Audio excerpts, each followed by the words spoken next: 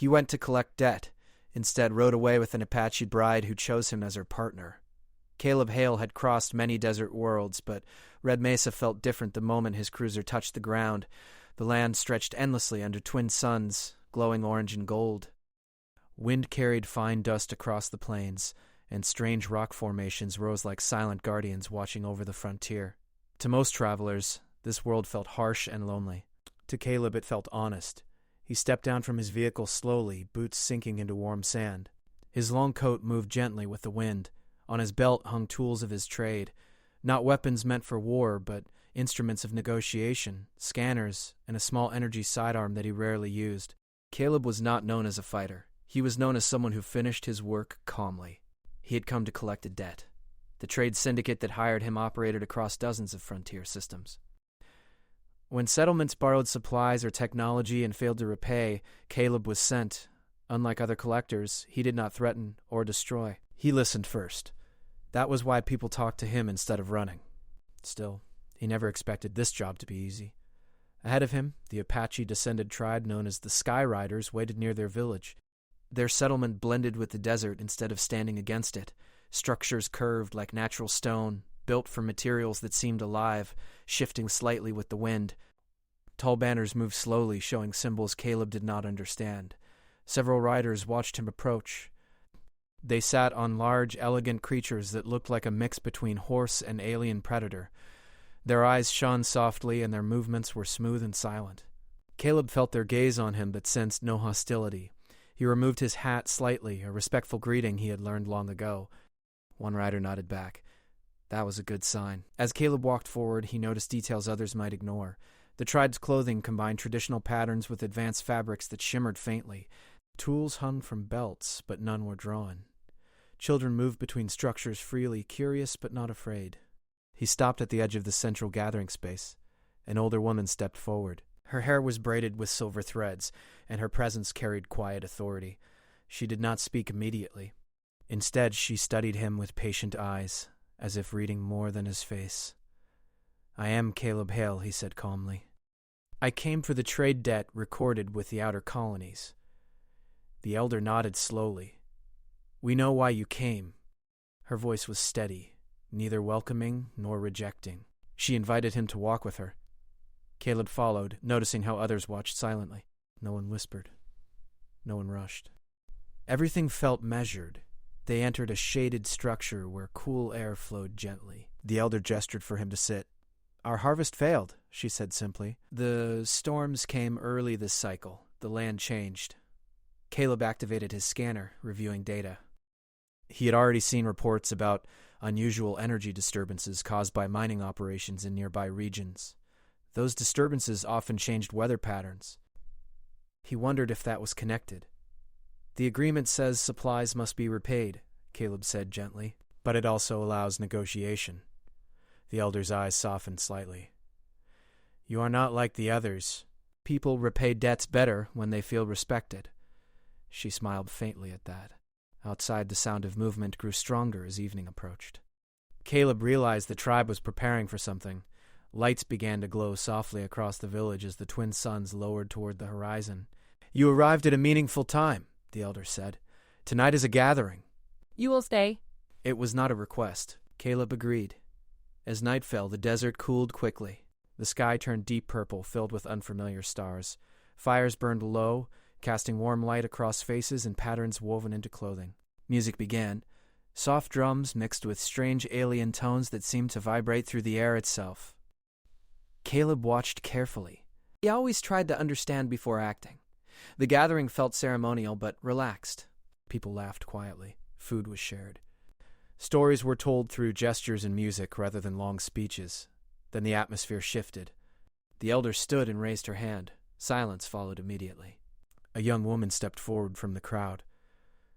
Caleb noticed her first by the way others gave her space without being asked.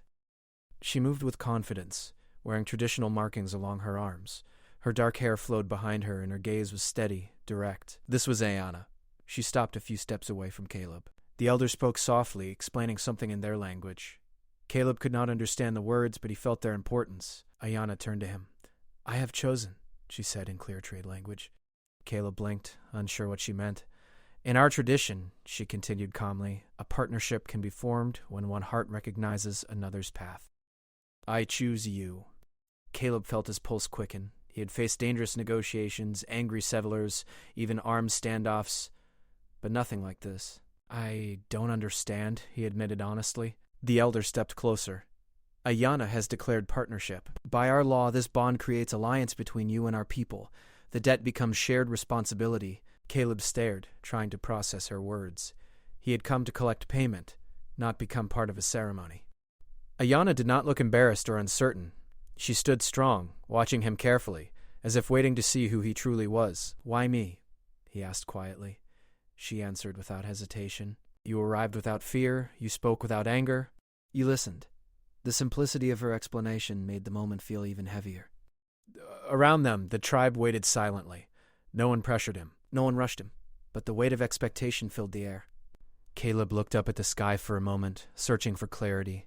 Every instinct told him this choice would change everything. He could refuse, finish his job, and leave with his life unchanged, or he could step into something unknown.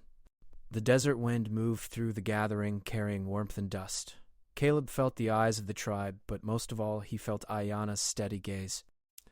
She was not offering ownership or control. She was offering partnership. And somehow that made the decision harder. Caleb took a slow breath. I need to understand your ways, he said finally. I don't want to disrespect them. Understanding begins with staying.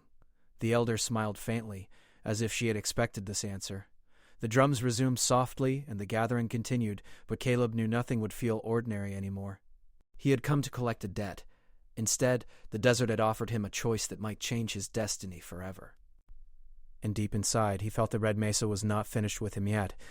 The night after the gathering felt longer than any journey Caleb Hale had taken across the stars. He sat outside the small guest shelter given to him, watching twin moons rise slowly over the desert. The air had turned cold, and distant winds moved across the dunes like quiet whispers. He still could not believe what had happened. Ayanna had chosen him as her partner in front of her people. For the tribe, it seemed natural.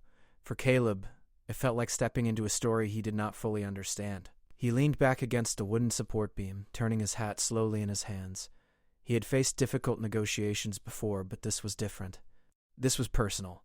This meant becoming connected to a culture, a community, and a future that was no longer simple. Footsteps approached. He looked up and saw Ayanna walking toward him. She moved with calm confidence, her silhouette outlined by moonlight. She stopped a few steps away, giving him space. You are thinking too much, she said softly. Caleb gave a small smile. That's my job. She sat across from him, resting her hands on her knees. For a moment they said nothing, just listening to the wind. You don't have to accept, she said finally. Choice is important to us. There was no pressure in her voice, only honesty. Why choose me? He asked again. Ayanna thought for a moment before answering. Many outsiders come here. Some see only land. Some see only profit. You saw people first. Her words stayed with him. She explained more about their tradition. Partnership was not ownership or obligation. It was a promise to walk together, to support each other's paths. Sometimes it led to lifelong bonds, sometimes to temporary alliances, but the decision was always respected. Caleb nodded slowly, understanding more but still feeling unsure. Before he could speak again, a loud call echoed from across the village. Ayanna stood immediately alert. Riders returning. They walked toward the main gathering space where several sky riders arrived quickly on their mounts. Dust covered their clothing and their expressions were serious. One of the riders spoke rapidly to the elder. Caleb could not understand the language, but the tension was clear. Ayanna turned to him. The syndicate has sent mercenaries. They are near. Caleb's stomach tightened. He had expected pressure eventually, but not this fast. How many, he asked. More than scouts, she said.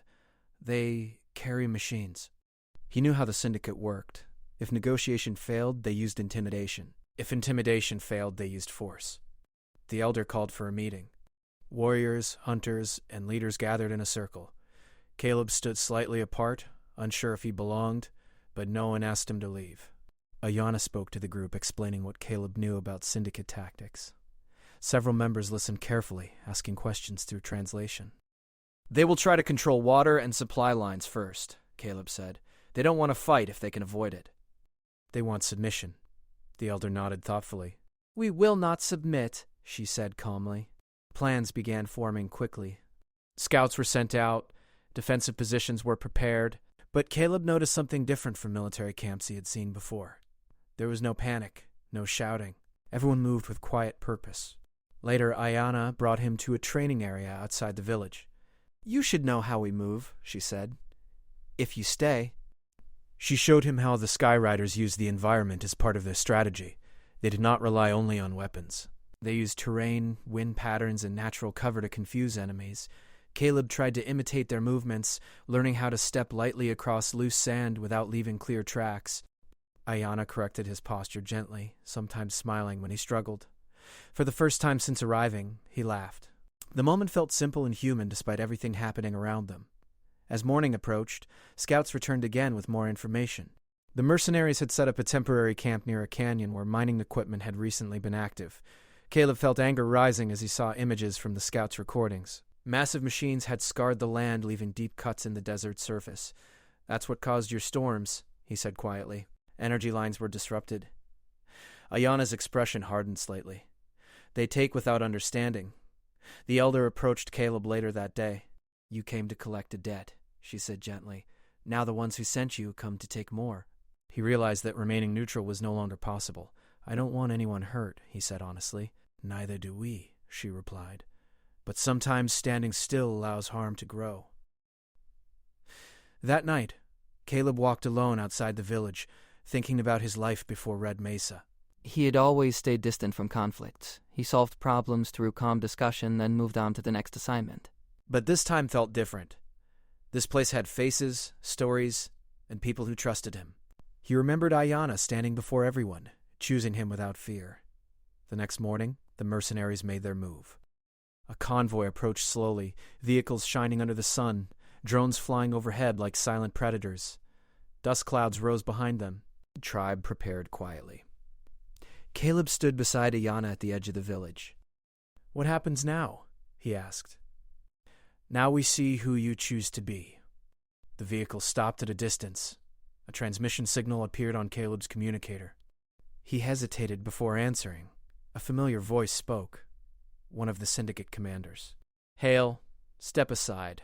The debt is overdue. We will handle this.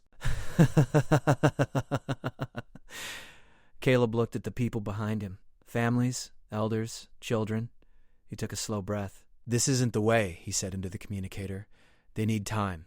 The storms weren't their fault. The commander's tone hardened. Your job is not to question. Step away. Step away. He had reached the moment where he needed to decide. The desert wind moved across the land, carrying dust and possibility. Without turning back, Caleb stepped forward, not as a collector anymore, but as someone standing beside the tribe. And in that moment, Ayana smiled slightly, as if she had known this choice would come. The desert felt different once Caleb Hale made his choice. Standing beside Ayana and the Skyriders, he no longer felt like an outsider visiting a strange land. He felt like someone who had stepped into the middle of a story already moving forward. The mercenary convoy waited across the dunes, engines humming softly, machines shining under the harsh light of twin suns. Dust moved between both sides like a living wall. The communicator at Caleb's belt vibrated again. Ayana glanced at him, noticing the decision behind his silence. She nodded once, not as approval but as recognition. He had chosen his path. The elder stepped forward slowly, raising her hand. The Skyriders stood ready but calm. Some carried energy bows, others held tools that looked simple but were clearly advanced. Their mounts waited behind them, shifting their weight patiently. The mercenary vehicles began moving again, rolling closer until they stopped at the edge of firing range. A door opened, and a tall armored figure stepped out. The commander. Caleb recognized him immediately. Rourke, a man known for finishing assignments without hesitation. Rourke removed his helmet, revealing sharp eyes filled with cold certainty. Hale, he called out. You're standing on the wrong side. Caleb walked forward a few steps so his voice would carry clearly. No, one needs to fight, he said. The storms damaged their harvest. The debt can be renegotiated. Rourke laughed quietly. You always were soft. This isn't about harvests anymore. The land has value. The syndicate wants control. The words confirmed Caleb's fears. This was never only about repayment. Behind him, the Skyriders remained silent, watching carefully. Rourke continued. Move aside. We take the land, everyone walks away safely. That's not walking away. That's taking everything. He turned slightly, signaling his forces. Drones moved into the air, spreading like metal birds. Ayanna stepped closer to Caleb. They will try to scare us first, she whispered. Caleb nodded. He knew this strategy well. Show power. Create fear. Force surrender without firing a shot. But the Skyriders did not react. They stood like stone. Minutes passed. Wind moved across the desert. No one fired. Finally, Rourke sighed. You made your choice, Hale. The convoy slowly pulled back, retreating beyond the hills. Relief spread through Caleb, but Ayanna did not relax. This is not over, she said quietly. That evening, scouts reported unusual drone activity around the canyon where mining equipment was located. The mercenaries were repositioning instead of leaving. Caleb studied the terrain maps with Ayanna and the Elder. They want us to attack first, he said. If we move carelessly, they gain advantage. The Elder nodded thoughtfully. Then we will not move carelessly. Ayanna suggested using the desert itself as protection. She explained how shifting sands and energy currents could interfere with drone signals. Caleb listened carefully, impressed by how deeply they understood their environment. Together, they formed a plan. Not to attack directly, but to disrupt the mercenaries' control systems. Before dawn, a small group prepared to move out. Caleb joined them, riding one of the tribe's bioengineered mounts for the first time. The creature moved smoothly beneath him, faster than any machine he had ridden before. Ayanna rode beside him. You learn quickly, she said. I try not to fall, he replied, smiling slightly. They traveled through narrow paths between rock formations, using shadows to stay hidden. The rising sun painted the sky red and gold, turning the desert into a living painting. As they reached the canyon, Caleb saw the damage more clearly. Mining machines had cut deep lines into the earth, leaving glowing cracks where energy flowed unevenly. No wonder storms changed, he muttered. Ayanna's expression showed quiet anger, but she remained focused. The team placed small disruption devices near signal towers. Caleb adjusted frequencies carefully, using his knowledge of syndicate technology to mask their presence. Everything went smoothly, until a drone suddenly appeared overhead. It scanned the area, lights flashing. Everyone froze. Caleb slowly activated a signal jammer, hoping to confuse it. For a tense moment, nothing happened. Then the drone drifted away. They finished their work quickly and retreated before alarms triggered. As they rode back toward the village, Caleb felt adrenaline fade into relief. You trusted me, he said to Ayanna. Partnership means trust. Her words stayed with him long after they returned. Later that day, the mercenary camp experienced chaos. Their drones malfunctioned and communication signals failed. Confusion spread among their ranks. The Skyriders watched from a distance. We do not need to destroy, the Elder said. Only show that control is not theirs. That night, he sat beside a small fire with Ayanna. After this, he said quietly, my old employers will see me as a traitor. Does that trouble you? He thought for a long moment. Maybe before, he admitted, but not now. Ayanna smiled gently. You are beginning to belong, she said. The words surprised him. He had traveled so long without a place to stay. Now, under alien stars, beside someone who understood him without needing many words, he felt something new growing inside him. Peace mixed with purpose. But the calm did not last. Far across the desert, lights appeared on the horizon. More ships descending from the sky.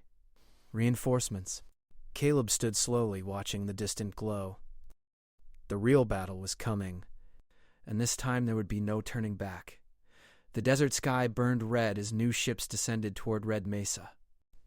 Caleb Hale stood beside Ayanna at the edge of the village, watching streaks of light cut through the clouds. The quiet victory from the previous day vanished instantly. The syndicate had returned, and this time they came prepared for war. Large landing crafts settled far beyond the canyon, sending waves of dust across the land. Engines roared like distant thunder. Even from miles away, Caleb could feel the pressure of their arrival. They brought more than mercenaries, he said quietly. Ayanna nodded. They believe strength will make us surrender. Behind them, the Skyriders gathered calmly. No panic filled the air. Instead, there was focused determination. Elders spoke with warriors. Riders prepared their mounts. Children were guided into safe shelters built into the rock. The elder approached Caleb slowly. "You warned us they would return," she said. "Now we stand together?" Caleb felt the weight of her trust. "I won't let them take this place," he said. The elder gave a small smile. "You already chose your path long ago. You just did not see it yet." The Syndicate Commander Rourke had brought heavy equipment designed to control energy flows across the desert. If activated, it could disrupt the tribe's environment permanently, forcing them to leave. "They want to reshape the land itself," Ayanna said, her voice calm but firm. Caleb studied the map projected in the sand. "If they activate that system, storms will grow worse. The desert won't survive." Silence fell over the group. Then the elder spoke. "We do not fight for revenge. We fight for balance." Plans formed quickly. Instead of attacking directly, they would draw the mercenaries away from their machines and disable the system before it activated. Caleb and Ayanna would lead the central team. As the sun rose higher, the Sky Riders moved into position. Riders spread across the desert, using terrain and shifting sands to remain hidden. Caleb rode beside Ayanna again, feeling more comfortable on the bioengineered mount now. "You ride like one of us," she said. "I'm still learning," he replied. She smiled. "Learning is enough." The first clash began when Skyrider scouts revealed themselves briefly, drawing mercenary vehicles away from the main camp. Drones followed them, chasing moving targets across the dunes. Caleb and Ayanna used the distraction to reach the canyon. The mining machine stood tall, connected to a massive control tower that hummed with power. Energy lines glowed beneath the ground like rivers of light. Several guards patrolled the area. Caleb studied their movement carefully. "We disabled the core panel," he said. "That stops activation." They moved quietly, using rocks for cover. Ayanna moved like the wind itself, silent and precise. Caleb followed, trusting her instincts. One guard turned unexpectedly, but Ayanna signaled calmly, and they froze until he moved away again. They reached the tower. Caleb opened the panel using a tool from his belt. Inside, wires and glowing circuits formed a complex pattern. "This will take time," he said. "I will watch," Ayanna replied, standing guard. As Caleb worked, distant sounds of battle echoed across the desert.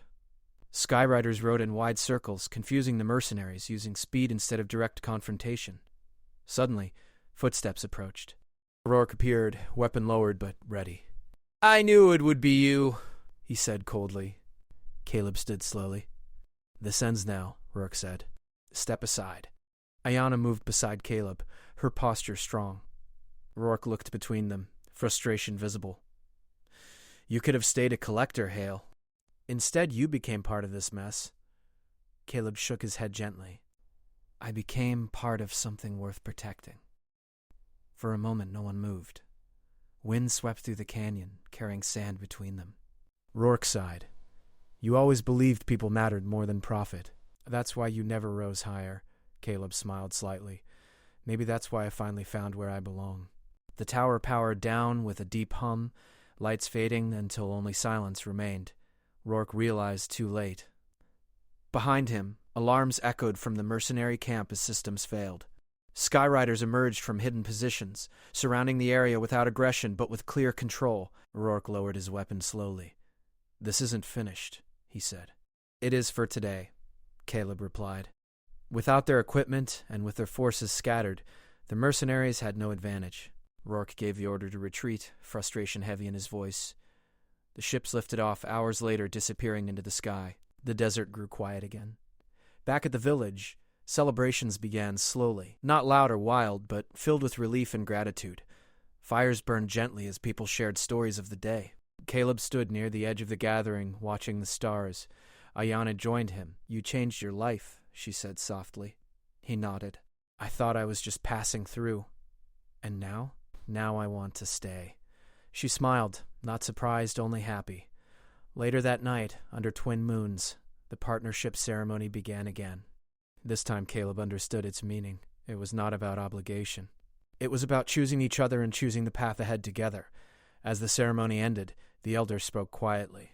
"The debt is finished," she said, "not through payment, but through connection." He felt like part of the desert itself, part of something living and strong.